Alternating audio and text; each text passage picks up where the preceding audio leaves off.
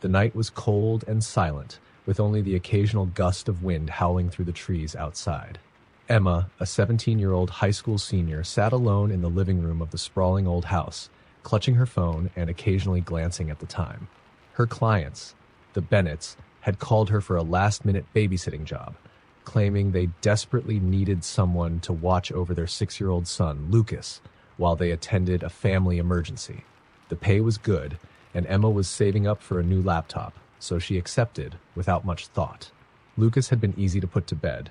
She had read him a few stories, tucked him in, and left a small nightlight on in his room before closing the door. Now she was left alone in the vast house, where every creak and groan seemed to echo, amplifying the silence. Emma settled into the sofa, scrolling through her phone to distract herself from the eerie stillness. Just as she began to lose herself in a video, she heard it, a faint rhythmic tapping. It came from upstairs, from the direction of Lucas's room. She paused, holding her breath, listening. The tapping stopped, and she exhaled, brushing it off as the house settling. But then she heard it again. Tap, tap, tap. Louder this time. Emma hesitated, heart pounding. What if Lucas was out of bed? She climbed the staircase quietly, the boards creaking beneath her feet. When she reached Lucas's door, she placed her ear against it, listening. She heard nothing but the steady sound of his breathing. Cautiously, she opened the door and peeked inside. Lucas was fast asleep, his chest rising and falling rhythmically, the soft glow of the nightlight casting eerie shadows on the walls. The tapping had stopped. Feeling a bit silly, Emma pulled the door closed and turned to head back downstairs. As she descended, a faint, almost imperceptible whisper drifted through the hallway, sending a chill down her spine. It was too soft to make out the words, but it was unmistakable, a voice, low and raspy. She whipped around, but no one was there. She shrugged it off, attributing it to an overactive imagination. Settling back onto the sofa, she tried to refocus on her phone. Not 5 minutes had passed when the tapping returned, louder and faster this time. Tap, tap, tap. It sounded as though it were coming from the walls. Emma sat up, staring at the ceiling, listening intently. The tapping continued, moving from the living room walls to the floor above her as though someone were pacing. She decided to go back upstairs to investigate, her nerves on edge. This time, she checked every room. She found nothing. No open windows, no animals, nothing that could be causing the noise. She went back to Lucas's room to check on him again. He was still asleep, but something was different. The nightlight had gone out. In the sudden darkness, she felt a sense of dread settle over her, thick and suffocating.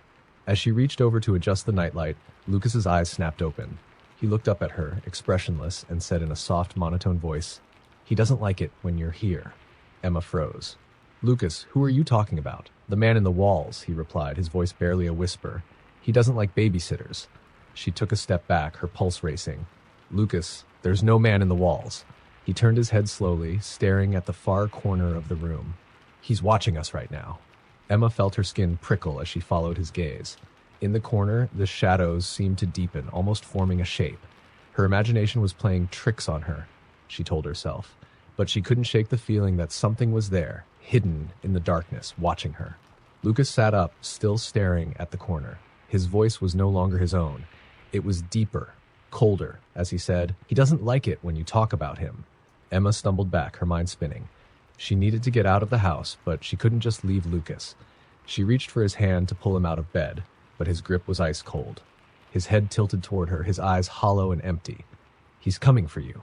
The lights flickered, casting strange shadows across the room, and suddenly the tapping returned, louder and faster, as if someone were banging on the walls from inside them. She could hear footsteps now, coming from every direction, pounding down the hallway, circling around her. The walls themselves seemed to pulse, the sound reverberating in her bones. In a panic, Emma grabbed Lucas, intending to carry him downstairs, but he was too heavy. He stared up at her with that eerie, blank expression, his voice a blend of his own and something else entirely. "You can't leave. He won't let you." A cold wind seemed to sweep through the room, though no windows were open. Emma could feel the presence now, pressing down on her, suffocating her. Desperation clawed at her as she looked around the room, searching for any means of escape. The shadows in the corner began to shift, forming a shape, tall and twisted, with arms that stretched impossibly long, fingers that ended in sharp, claw-like tips. The figure moved slowly, its head tilting at an unnatural angle as it regarded her, its eyes dark and bottomless. Emma backed up against the wall, unable to tear her gaze away. The figure moved closer, its movements jerky and unnatural. She tried to scream, but no sound came out. Her body felt frozen, as if it were paralyzed by the figure's gaze. The creature leaned down, its face inches from hers, and whispered, "Leave now, or you'll never leave at all." As if released from an invisible grip, Emma stumbled backward, grabbing Lucas and rushing down the stairs. She ran to the front door, but it wouldn't open, as if it were locked from the outside. She yanked on the handle, panic flooding her senses. Behind her, the footsteps grew louder, the creature's presence looming closer. In a final act of desperation, Emma pulled Lucas into the kitchen, where she grabbed a heavy skillet and braced herself, standing between the boy and whatever was coming for them. The lights flickered one last time before going out completely, plunging them into darkness. She could hear the creature breathing, a slow, raspy sound that filled the room. She held her breath, waiting, listening. Then, silence. The lights blinked back on, and the house was still. Lucas stood beside her, looking up with his usual innocent expression, as if nothing had happened. His face was calm, his eyes clear. "Lucas," she whispered, barely able to speak. Did you see him?" He shook his head. "What are you talking about, Emma? Are you okay?" Emma looked around the rooms, heart racing, but everything was back to normal. There was no sign of the creature, no strange shadows, no whispering voice, just the quiet, empty house. The front door suddenly clicked, unlocking on its own. Trembling, Emma took Lucas by the hand, leading him out of the house. She didn't stop until they were both outside, the cool night air filling her lungs. When the Bennetts returned later that night, they found Emma waiting on the porch, clutching Lucas tightly, her face pale and her hands shaking. She refused to go back inside, handing them Lucas and leaving without a word. She never babysat again. The old mansion sat deep in the woods, shrouded in fog even on the clearest nights. It had once belonged to the McCormick family, who were known in town for their strange behavior and even stranger disappearances. Rumor had it that their young daughter, Lily, had vanished from her bedroom one night, and her parents followed not long after. The mansion had remained vacant ever since, its walls holding the weight of countless ghost stories passed down over the years. Elena had heard all the rumors. Everyone in town said the place was cursed, but she'd been desperate for work. When the offer came in to babysit for a new family who'd supposedly moved into the old mansion, she took it without a second thought. The pay was unusually high, and the parents had assured her their 2 kids were well behaved. When she arrived that evening, the mansion loomed like a dark shadow, its windows like hollow eyes watching her approach. The parents, an oddly silent couple, greeted her at the door. Their faces were pale, their expressions blank, as they instructed her to put the children to bed by 9 p.m. sharp and to stay in the living room until they returned. They left without another word, disappearing into the mist before Elena could even ask for a contact number. The children, Sophie and Jack, were strange but polite. They rarely spoke and stared at her with wide, unblinking eyes, as if they could see right through her. They played quietly with their dolls and blocks, rarely even looking up. Their silence made Elena uneasy, but she brushed it off. She'd babysat shy kids before. At 9 p.m. on the dot, she tucked them into their beds upstairs and returned to the living room, glancing at her phone to check the time. Minutes stretched into hours, and there was no sign of the parents. She tried to call them, but realized they hadn't given her their number after all. Just as she was beginning to doze off, she heard it, a soft giggle coming from upstairs. She bolted upright, wondering if Sophie or Jack was out of bed. But when she climbed the stairs and checked on them, they were both sound asleep. She returned to the living room, unnerved, and sat down, keeping her eyes fixed on the dark staircase. Minutes passed, and the giggling returned, louder this time, echoing through the house. It was accompanied by the soft sound of running footsteps. Her heart pounding, Elena slowly stood up. She called out, "Sophie? Jack?" There was no answer, only the faint sound of whispering, like multiple voices all speaking at once. She could feel the air growing colder, an unnatural chill seeping into her bones. She made her way up the stairs, feeling as though unseen eyes were watching her. The hallway felt longer than before, stretching out before her, its shadows darker and deeper than they should have been.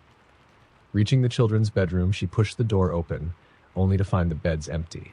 Her stomach twisted as she looked around the room. There was no sign of Sophie or Jack. "Kids?" she called, her voice trembling. From somewhere down the hall, she heard a whisper. "Elena." It was soft, almost playful, like the voice of a child teasing her.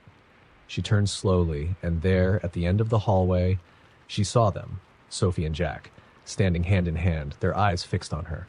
But their faces, something was wrong. Their faces were pale and hollow, their mouths twisted into unnatural, wide smiles. She took a step back. "Sophie, Jack, what are you doing?" They didn't answer. Instead, they pointed down the hallway toward the attic door. The door had been locked earlier, but now it stood slightly ajar, revealing darkness beyond. A voice drifted down from the attic, soft and chilling. "Come play with us, Elena." She took a step back, her hands shaking. But Sophie and Jack were now moving toward her, their heads tilting at unnatural angles as they advanced, still holding hands, their smiles widening. Trapped, Elena felt herself being pulled toward the attic door, an invisible force drawing her closer and closer. The door creaked open wider, and she could feel the cold air pouring out of the darkness, thick with the scent of decay. "Come play with us, Elena." The voices echoed again, surrounding her, filling her mind. She tried to scream, but her voice caught in her throat. The last thing she saw was the darkness of the attic swallowing her whole, and the faint, flickering figures of Sophie and Jack watching her with those hollow, empty smiles. When the parents returned the next morning, they found the mansion empty, just as it had been for decades.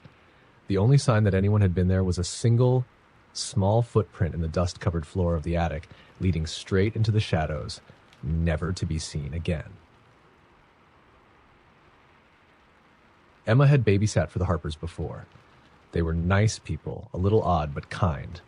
They lived in an old, creaky Victorian house that always seemed cold, no matter the season. Every time she babysat, there were strange noises she couldn't quite explain, but she shrugged them off. Old houses made noises. She figured it was nothing unusual. One rainy Saturday evening, the Harpers called Emma, desperate for a last-minute sitter. She agreed, and soon found herself at their house, watching over their son, Timmy, who was about 5 and loved playing hide-and-seek. That night, Timmy was particularly energetic. They played games, ate snacks, and finally, he begged for a round of hide-and-seek before bed. Although the house was full of shadowy nooks and creaking floors, Emma agreed, knowing it was his favorite. "Okay, Timmy, I'll count to 20, she said, covering her eyes and counting aloud. She heard him giggle as he ran off into the darkness. When she reached 20, she opened her eyes, the house eerily silent except for the faint sound of rain tapping against the windows. "Ready or not, here I come," she called, wandering through the dimly lit hallways, checking the usual hiding spots. Behind the curtains, under the dining room table, and behind the living room couch. But Timmy wasn't in any of the usual places. "Timmy?" she called, beginning to feel a chill run down her spine. Silence. After checking the downstairs, she climbed the creaky stairs, her footsteps echoing through the empty house. She reached Timmy's bedroom and slowly pushed the door open, peeking inside. The room was empty, but something felt off.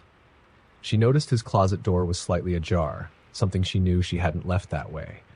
She approached it cautiously, her heart pounding. Just as she reached for the handle, she heard a faint giggle echoing from somewhere down the hallway. She spun around, finding the hallway empty. "Timmy, this isn't funny," she said, forcing a smile to mask her unease.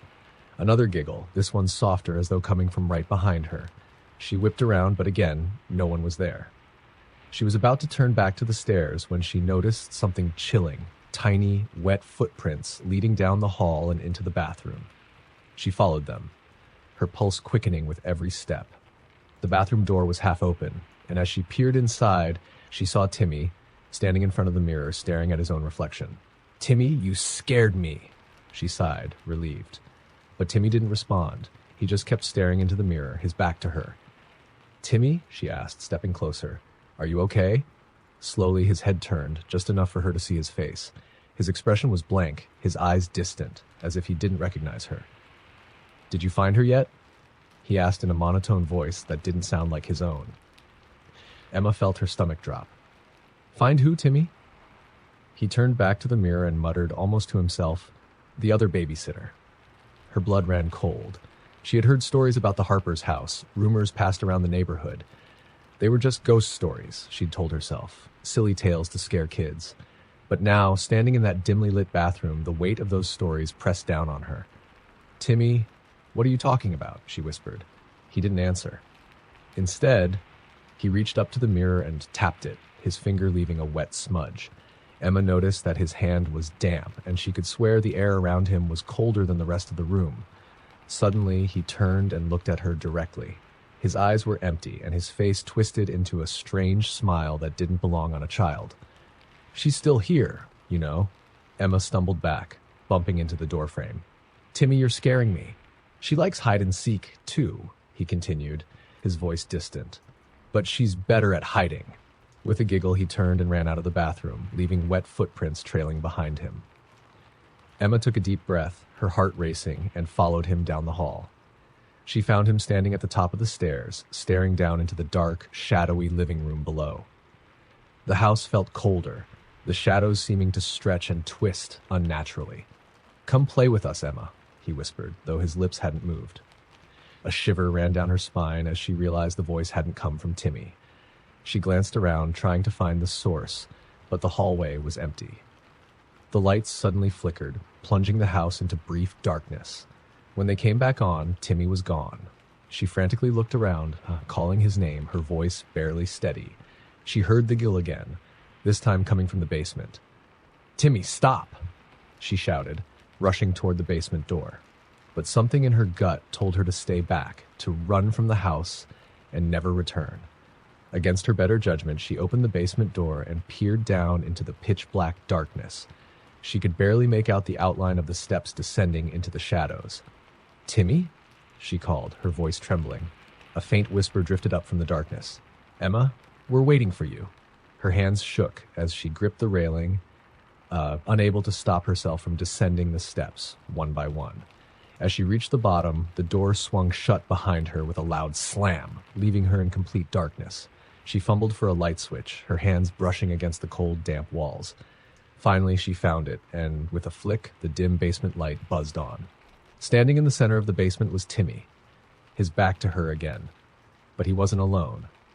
Behind him, a shadowy figure stood, tall and looming, with long, dark fingers resting on his shoulders. "Timmy," she whispered, her voice barely audible. He turned around, but his eyes weren't his own. They were empty, hollow like two dark voids, and his face was stretched in that unnatural smile. The shadow behind him leaned forward, its face inches from hers. She could see nothing but darkness where its eyes should have been, its mouth stretched into a jagged grin. "We've been waiting for you, Emma," the voice whispered, coming from both Timmy and the shadow in unison. Emma felt something cold grip her wrist, pulling her closer. She tried to scream, but no sound escaped her lips. The last thing she saw was the flickering light casting distorted shadows around the room as the darkness closed in, swallowing her whole. The Harpers came home later that night to find the house empty, as if no one had ever been there. All that remained was a faint trail of wet footprints leading from the basement door to the front entryway, disappearing into the night. And every now and then, late at night, neighbors claimed to hear giggling and whispers from the old Harper house, a game of hide and seek that never truly ended. Mia had been babysitting for the Jordans for a few weeks now. They had a young daughter, Lila, who was quiet and shy, always clutching a worn porcelain doll named Rosie. The doll had blank, pale eyes with tiny cracks along its face, and its clothes were dusty and frayed, as if it had been loved to the point of breaking. Mia didn't like it, but Lila adored Rosie, bringing her everywhere. One Friday night, the Jordans asked Mia to stay a little later than usual as they had a company event to attend. It was late October, and a storm had rolled in, sending gusts of wind rattling the windows and flickering the old house's lights. As the rain beat against the glass, Mia settled into the couch, scrolling through her phone, with Lila playing quietly on the floor, Rosie in her lap. After a while, Mia noticed that Lila had gone unusually silent. She looked over, expecting to see the little girl half asleep, but instead, Lila was staring at the doll, her eyes unblinking, her lips moving as if whispering something. "Lila?" Mia called softly. Lila didn't look up. A shiver ran down Mia's spine. She leaned closer and caught bits of the words Lila was muttering. She says you don't believe, she says you should. Mia tried to laugh it off. Who's telling you that, honey? Lila finally looked up, her eyes dark in the dim light. Rosie, she said simply. She doesn't like it when you laugh at her. Mia managed a weak smile. It's just a doll, Lila. Lila's gaze hardened, a look far beyond her years. Rosie is not just a doll. Then, as if flipping a switch, Lila blinked and grinned, her usual soft smile returning. Can you read us a story, Mia? She asked, as if nothing strange had happened. Relieved, Mia grabbed a book from the shelf and settled onto the couch. Lila crawling up beside her, Rosie clutched tightly in her arms. Mia began reading, but as she got to the second page, the lights flickered and a strange, quiet giggle filled the room. Mia paused. Lila, did you hear that? Lila shook her head, her eyes wide. Rosie's laughing, she whispered. Mia felt her stomach twist. Lila, it's just us here. Lila hugged Rosie tightly, her eyes suddenly filling with tears. She's angry. The lights flickered again, and Mia thought she saw Rosie's expression change. It was just for a split second, but it was enough. The doll's eyes seemed sharper, almost glaring. Lila, Mia said, trying to stay calm. Why don't we put Rosie to bed? She might need some rest. Lila shook her head furiously. No, she doesn't sleep. She watches us. She watches everything. Just then, a loud crash came from upstairs. Mia jumped, clutching the book, and Lila hugged Rosie even tighter. What was that? Mia whispered, her voice barely above a tremble. Lila's voice was flat, emotionless. Rosie likes it up there. She gets mad when you don't pay attention to her. Swallowing her fear, Mia stood up.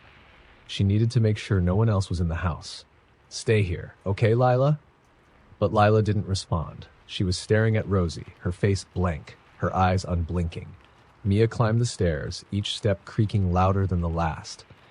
She tried the lights, but they wouldn't turn on, leaving her in near darkness, illuminated only by the occasional flash of lightning from outside. Reaching the top of the stairs, she saw that the door to the attic, the one that the Jordans always kept locked, was now slightly open. With shaking hands, Mia approached the attic door. She nudged it open, peering into the darkness.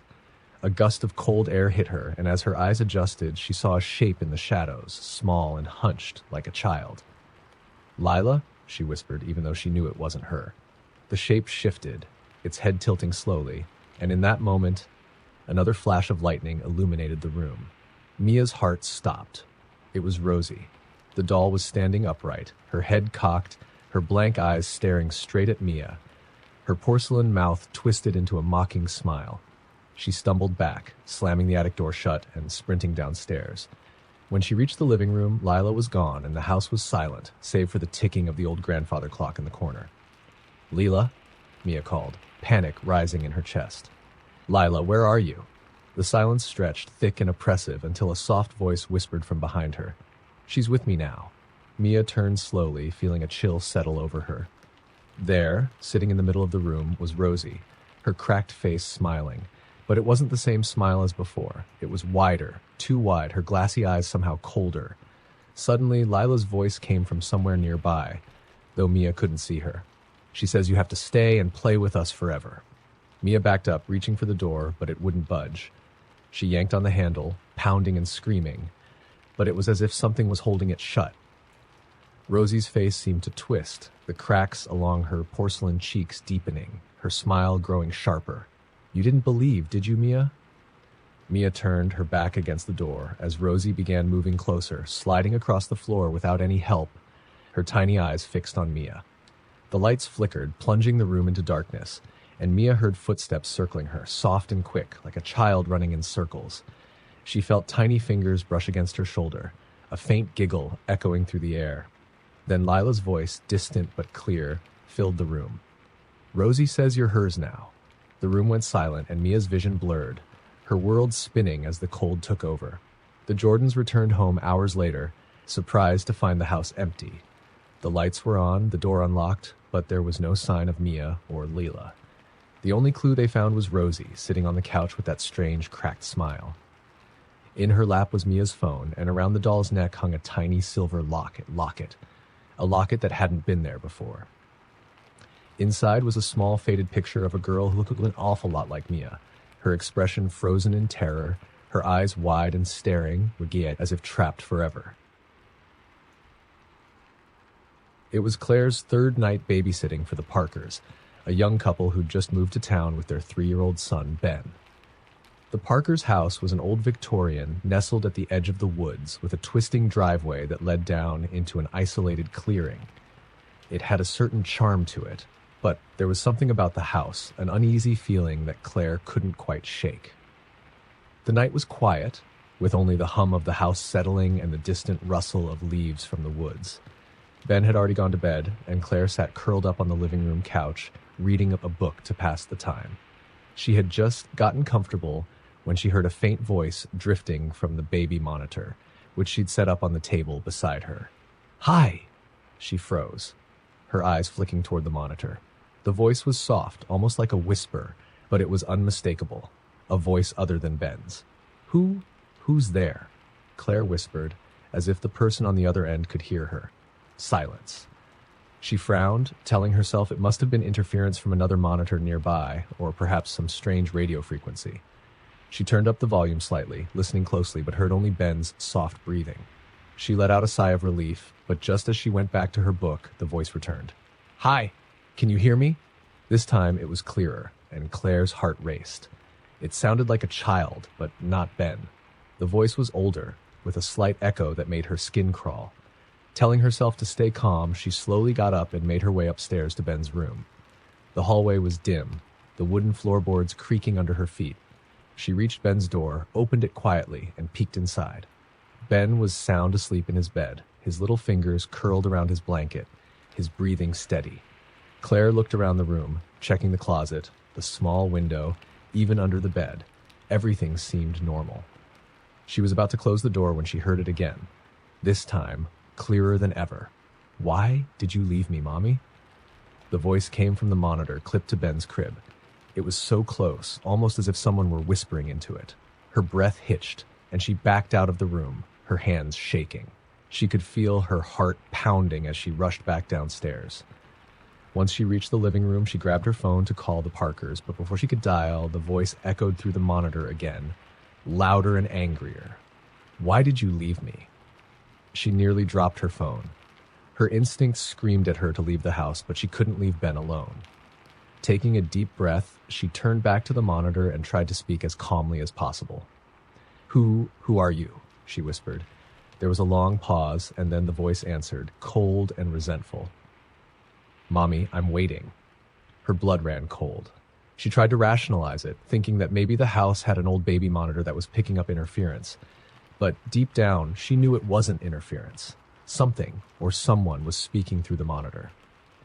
Just then, the lights flickered, and Claire's heart raced. She looked around, trying to gather her thoughts, when she felt an icy chill sweep through the room, the temperature dropping in an instant.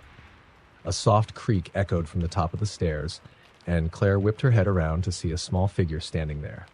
It was a child, a boy about Ben's age, with dark, sunken eyes and wet, tangled hair, dressed in old-fashioned pajamas that were damp and torn. His skin was pale, almost gray, and his eyes stared straight through her, empty and cold. "Why did you leave me?" The boy whispered, his voice echoing down the staircase.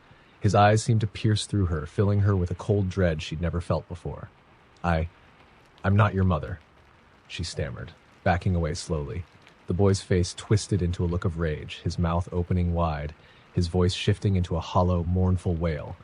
She left me here, all alone." The sound reverberated through the house, making the walls tremble. Claire clutched her head, the noise growing louder, almost unbearable. Suddenly, the lights flickered again and then went out completely, plunging the house into darkness.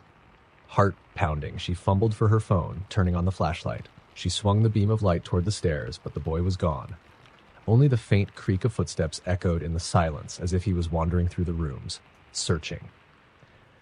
Unable to stand the fear any longer, Claire sprinted back up to Ben's room, slamming the door behind her and locking it. She leaned against the door, breathing heavily, listening to the quiet, waiting for any sound, any movement. Then the soft, familiar voice returned, this time from inside the room. "Mommy?" She turned around slowly, raising her phone to illuminate the room.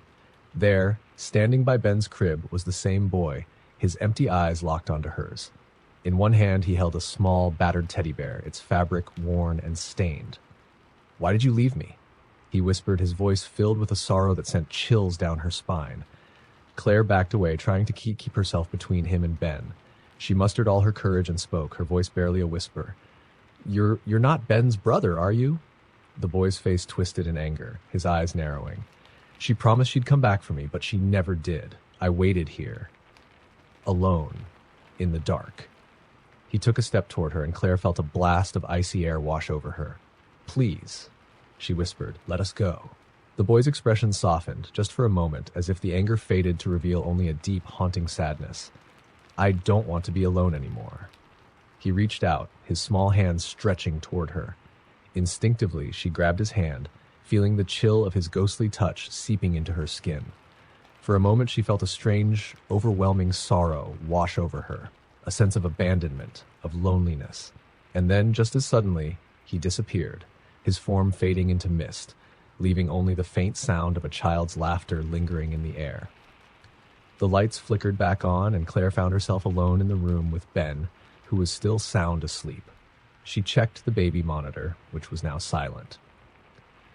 When the Parkers returned, they found her sitting in the living room, pale and shaken. She tried to tell them about what had happened, but they brushed it off, saying the house was old and creaky, prone to strange noises. A few days later, she did some research on the house. She discovered that years ago, a young family had lived there, a mother and her son. The boy had drowned in a pond near the woods after wandering off one night, waiting by the water for his mother to return. Since then, people had reported strange sightings in the house, a small boy searching, always searching, for the mother who had promised to come back but never did. After that night, Claire never returned to the Parkers' house, and every now and then, neighbors would claim to hear the faint sound of a child's voice drifting through the woods, calling out to the mother who'd left him behind. Megan was used to babysitting late at night, and the Williams family seemed nice enough. Their daughter Lily was 6 years old and, according to her parents, loved to play pretend. It was a simple evening. They played a few games, watched a movie, and had a snack before Megan tucked Lily into bed. "Good night, Megan," Lily said with a sleepy smile, hugging her doll, a raggedy thing with a stitched smile and button eyes. "Good night, Lily," Megan whispered, switching off the lamp and heading back downstairs. She had just settled onto the couch when she heard tiny footsteps creaking above her, slowly moving back and forth across the floor. "Lily?" she called. "You're supposed to be in bed." The footsteps paused for a moment and then resumed, their rhythm soft and methodical. Megan sighed, heading upstairs to check on her. When she opened Lily's door, she found the little girl sound asleep, clutching her doll tightly. Puzzled, Megan looked around but found no sign of anyone else. Shrugging it off as the house settling, she returned to the couch, telling herself she was overthinking things. But minutes later, the footsteps returned, louder this time, pacing across the ceiling directly above her. Megan's heart skipped a beat. There was no way Lily could be making that noise. She decided to call the Williams family, feeling a little silly but unsettled. "Is everything okay?" Mrs. Williams asked, her voice slightly concerned. "Yes," Megan replied, forcing a calm tone, "but I keep hearing footsteps upstairs. Are there any pets I don't know about?" Mrs. Williams hesitated before speaking. "No, but we have heard those footsteps before. We think the house might be, well, haunted." Megan laughed nervously, hoping she'd misheard. "You're joking, right?" "I wish I was. We hear it sometimes. Don't worry, it's never done any harm," Mrs. Williams assured her, trying to sound reassuring. "Just keep an eye on Lily. She's safe." Megan hung up, feeling more anxious than reassured. She decided to stay in the hallway upstairs, close to Lily's room, so she could check on her easily if needed. She was about to sit down when she heard the footsteps again, this time coming from the end of the hallway. Megan's pulse quickened as she watched the darkness, her eyes fixed on the spot where the sounds had come from. She took a deep breath and told herself it was just the house. But then, from the shadows at the far end of the hall, she saw it, a faint outline of a small figure, unmoving and silent, as if watching her. Her throat went dry. The figure stood completely still, just a dark shape in the shadow. It was roughly Lily's height, but seemed wrong somehow. Its head was tilted, and its body was unnaturally... "Lily?" Megan whispered, though she knew the child was asleep in her room. The figure didn't move, didn't respond. It just stood there, blending into the darkness, its shape barely distinguishable. Megan swallowed hard, slowly backing toward Lily's room. She turned the knob and slipped inside, quietly shutting the door and locking it behind her. Lily was still sound asleep, her breathing steady, her little doll clasped in her arms. Then, in the quiet of the room, Megan heard a faint, rhythmic tap, tap, tap, coming from the door she just locked. The tapping was light, almost polite, as if someone or something was waiting for permission to come in. Megan's mind raced. She glanced at Lily, who was still peacefully asleep, her doll's button eyes staring up at the ceiling. Gathering her courage, she moved closer to the door, her hand hovering over the knob. She wanted to open it, to see if anyone was there, but a deep, instinctive fear kept her from turning it. The tapping continued, growing louder, more insistent. Suddenly, a faint whisper slipped through the crack under the door, so soft she almost couldn't make out the words. "Let me in." Megan's heart pounded in her chest. Her fingers dug into her palms as she fought the urge to scream. She backed away from the door, shaking her head. She needed to call the Williams family again, to tell them what was happening. But just as she reached for her phone, Lily sat up in bed, her eyes still closed, her head tilting toward the door. "Don't open it," she whispered, her voice sounding hollow, distant. Megan froze, watching Lily in the dim light. The little girl seemed to be sleep-talking, her eyes closed, her face blank. "Why not, Lily?" Megan whispered, her voice trembling. "Because she's still waiting," Lily murmured, her head turning slowly toward Megan, though her eyes remained shut. "She's been waiting a long, long time." Megan shivered, backing away from the door, inching closer to Lily as if to protect her. She wrapped her arms around the child, hoping it would wake her from whatever strange sleep she was in, but Lily remained limp, unresponsive. The tapping stopped, replaced by silence. For a few moments there was nothing but the soft ticking of a clock and Lily's gentle breathing. Megan almost believed it was over, until she heard a soft, dragging sound, like something heavy being pulled across the floor just outside the door. The doorknob rattled, and a child's voice whispered from the hallway, eerily familiar. "Play with me." Megan felt her blood turn to ice. The voice sounded exactly like Lily's, yet the real Lily lay sleeping in her arms, her eyes still closed. Suddenly, the rattling stopped, and the air in the room grew thick, charged with a heavy silence. Then, slowly, the doorknob began to turn. She watched, horrified, as it twisted inch by inch, despite the lock. Clutching Lily tighter, Megan backed against the wall, her mind racing for a way to escape. Just as the door began to creak open, she saw something. A pale hand, small and ghostly, reaching through the crack, fingers stretched toward her. Megan shut her eyes, holding Lily close, murmuring, "Go away, go away, go away." After what felt like an eternity, the door finally stopped creaking. The hand withdrew, and the soft voice whispered one last time, filled with a chilling sadness. "No one ever wants to play." A sudden chill swept through the room, and Megan felt the air shift, as if whatever presence had been there had finally gone. She opened her eyes and saw that the door was closed again, the room silent and still. She sat with Lily, clutching her tightly until morning. When the first light of dawn streamed through the window, she finally dared to unlock the door and leave the room. The Williams returned later, thanking her for staying the night. When she explained what had happened, hoping they'd understand, Mrs. Williams sighed and nodded. "There used to be a little girl who lived here long ago. She passed away in the house, all alone. She was waiting for her mother to come back. They'd heard stories of her ghost from previous sitters, each one reporting the same tapping, the same voice asking to come in. After that night, Megan never returned to babysit for the Williams. And as she left, she glanced up at the window of Lily's room and thought she saw a small, pale face staring down at her, watching her leave, still waiting, and always, always alone. Jenna had heard the rumors about the old Grayson house. Everyone in town said it was haunted, especially the nursery room on the second floor. But when she got a call from Mrs. Grayson, an elderly woman who'd moved back in after inheriting the house, Jenna thought nothing of it. After all, babysitting was babysitting. How scary could it be? Mrs. Grayson's granddaughter Sarah was only 5. She was shy and quiet, clutching a small music box wherever she went. It was an intricate, antique thing, covered in strange engravings with a small crank on the side. Whenever Sarah felt nervous, she would wind the box and a soft, tinny lullaby would drift out. The music was unsettling yet somehow comforting. The melody sweet but just a bit off, as if it was missing a few notes. Jenna arrived one stormy night, the wind howling around the house and making the windows shake. Mrs. Grayson met her at the door, her frail figure almost swallowed by the darkness of the grand, gloomy foyer. "Thank you for coming, dear," she said, her voice thin and wavering. "Sarah needs someone to stay with her tonight. Sometimes she gets lonely." Jenna didn't think much of it, assuming the old woman was just protective of her granddaughter. Sarah, already in her pajamas, was waiting quietly on the staircase, holding her music box tightly. "Hi, Sarah," Jenna greeted warmly, bending down to her level. "Are you ready for bed?" Sarah nodded, but didn't smile. She just clutched her music box tighter, her eyes drifting to the darkened hallway behind her. "Will you stay with me tonight?" she whispered. "Of course," Jenna replied, hoping to ease her nerves. "I'll be right here." Mrs. Grayson gave them both a long, hard look before turning to Jenna. "Remember, dear, whatever happens, keep her inside her room. Don't let her wander.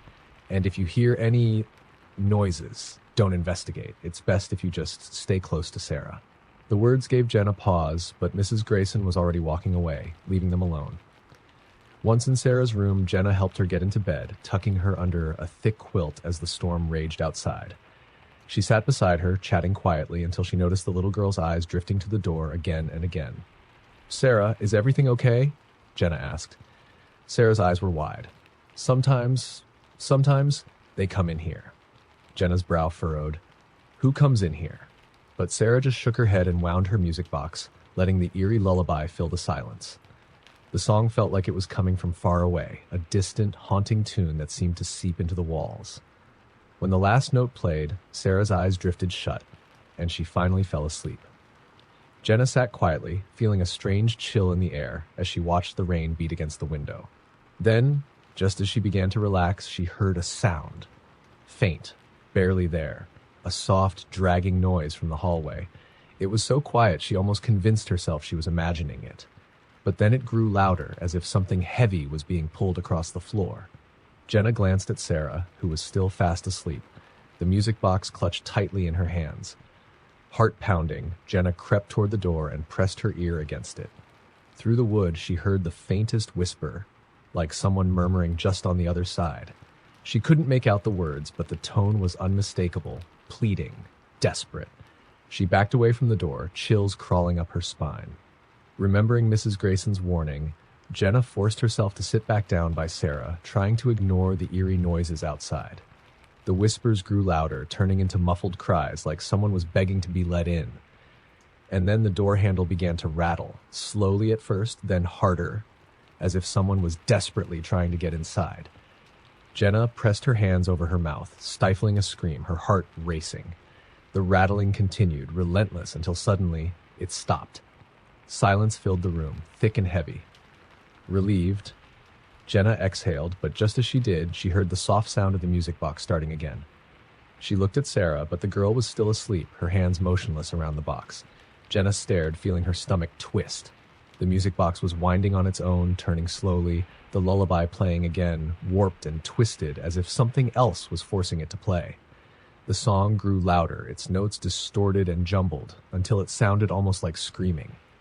Jenna covered her ears, the horrible sound piercing through the quiet room, and then a shadow moved across the wall, cast by nothing she could see. It crept closer, the shape twisting and stretching until it reached the edge of Sarah's bed. Jenna was frozen in fear, unable to move, watching as the shadow loomed over Sarah, reaching toward her with long, grasping fingers. "Don't touch her!" Jenna shouted, finding her voice. She grabbed the music box, slamming it shut, and instantly the shadow vanished, the room falling into silence. Sarah stirred, her eyes opening slightly. She looked at Jenna with a sleepy, confused expression. "Are they gone?" she whispered. Jenna nodded, forcing a reassuring smile. "Yes, Sarah, they're gone." The rest of the night passed in tense silence, Jenna refusing to let go of the music box, keeping it firmly closed. She sat beside Sarah's bed until morning, the first light of dawn finally breaking through the storm. When Mrs. Grayson returned, she took one look at Jenna and sighed, as if she'd expected all of this. "They come for her sometimes," she said quietly. "They say the house is cursed, and that the nursery calls to the lost." It draws in the ones who never left. Jenna handed her the music box, her hand shaking. This thing, it's like it was alive. Mrs. Grayson gave her a sad smile, gently taking the box. It belonged to Sarah's mother. She died in this house, and sometimes she comes back. Not just her either. All the restless spirits seem to gather here, seeking something they lost. Jenna left the house that morning, vowing never to return. But as she walked down the driveway, she glanced back at the window of Sarah's room. For a fleeting moment, she thought she saw a woman's face, pale and sorrowful, watching her go, her eyes empty and full of longing, as if searching for something or someone she would never find. The Harrisons had a beautiful, sprawling home on the edge of town, an old farmhouse with creaky floorboards and a maze of narrow hallways. Jenna had babysat for them a few times, always looking after their 7-year-old twins, Ethan and Emily. The kids were lively, always talking to each other in hushed whispers, and sometimes giggling about things only they seemed to understand. It was late autumn, and the nights were starting to get colder. As the sun set that evening, Harrison gave Jenna her usual rundown, reminding her to keep the kids from wandering upstairs. "The attic's been temperamental lately," she said, giving Jenna a tight-lipped smile. "Just make sure the kids stay on the main floor." Jenna nodded, not thinking much of it. The twins had never shown much interest in the attic anyway. After the Harrisons left, Jenna cooked dinner and played a few games with Ethan and Emily, who seemed particularly excited that evening. Their giggles grew louder, more conspiratorial, and Jenna caught them glancing toward the ceiling. "What's so funny?" Jenna asked, smiling. Emily leaned in, her eyes wide with a strange, mischievous look. "They like to play too," she whispered. Jenna raised an eyebrow. "Who does?" "The friends in the attic," Ethan chimed in. "They watch us from the stairs, but Mommy and Daddy don't let them come down." Jenna shivered, laughing nervously. "Very funny, you two. But remember, you're supposed to stay downstairs, okay?" The twins nodded, exchanging a look that Jenna couldn't quite decipher. She tried to shake off the uneasy feeling, chalking it up to the kids' overactive imaginations. Later, after tucking the twins into bed, Jenna settled on the couch, flipping through her phone and listening to the quiet creaks of the old house. The silence was comforting at first, but as the night deepened, she started to feel a strange tension in the air, as if the walls themselves were holding their breath. Then, just as she was beginning to relax, she heard it, a soft, rhythmic thudding coming from above, right where the attic was. She froze, straining to listen. The thudding stopped, followed by the sound of footsteps, light and quick, pacing back and forth above her. Jenna tried to ignore it, telling herself it was probably just the house settling. But then she heard a faint giggle, unmistakably a child's laugh, echoing down the stairs. Her heart pounded. She knew the twins were in bed, but the laughter sounded exactly like Emily's. Taking a deep breath, Jenna stood and crept toward the staircase, glancing up to where the narrow attic door stood slightly ajar, a sliver of darkness spilling into the hallway. "Emily, Ethan?" she called softly. Silence. She took a step back, trying to convince herself she was imagining things. But just as she turned to walk away, she heard a whisper, faint but clear. "Come play with us." Jenna's skin prickled.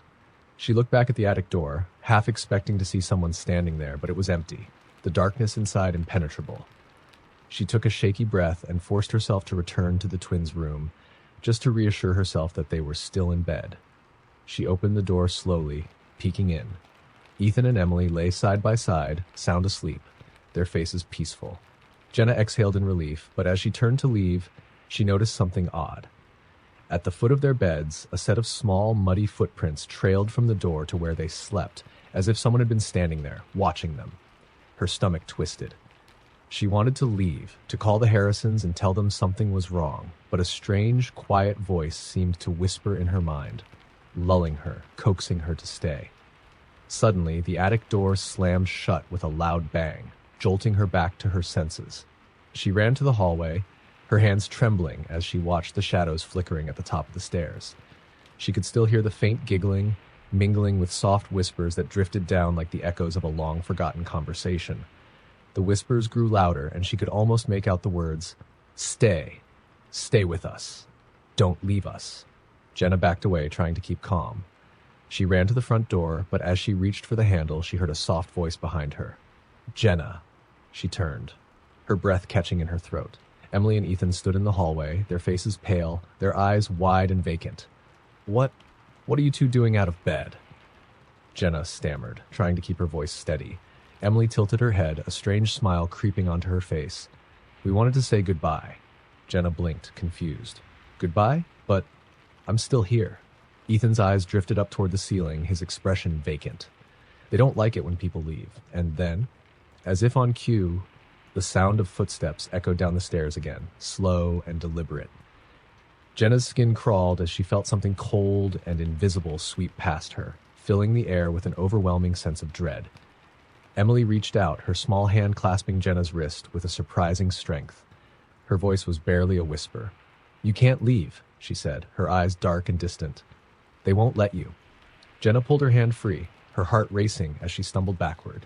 The twins stood motionless, watching her with that same eerie calm. Behind them, the shadows seemed to grow, stretching across the walls, twisting into strange, inhuman shapes. The attic door creaked open once more, and Jenna caught a glimpse of something moving within the darkness. A pale hand, reaching out, fingers clawing at the air, as if trying to grasp something, or someone. With a cry, Jenna bolted for the front door, yanking it open and rushing outside. She didn't stop running until she reached her car, her heart pounding as she fumbled for the keys. Just as she started the engine, she glanced back at the house. In the upstairs window, she saw the twins standing side by side, watching her with those same empty, unblinking eyes. And behind them, a shadowy figure loomed, its hands resting on their shoulders, its face hidden in darkness. She could still hear their voices, faint and haunting, drifting through the open window as she drove away.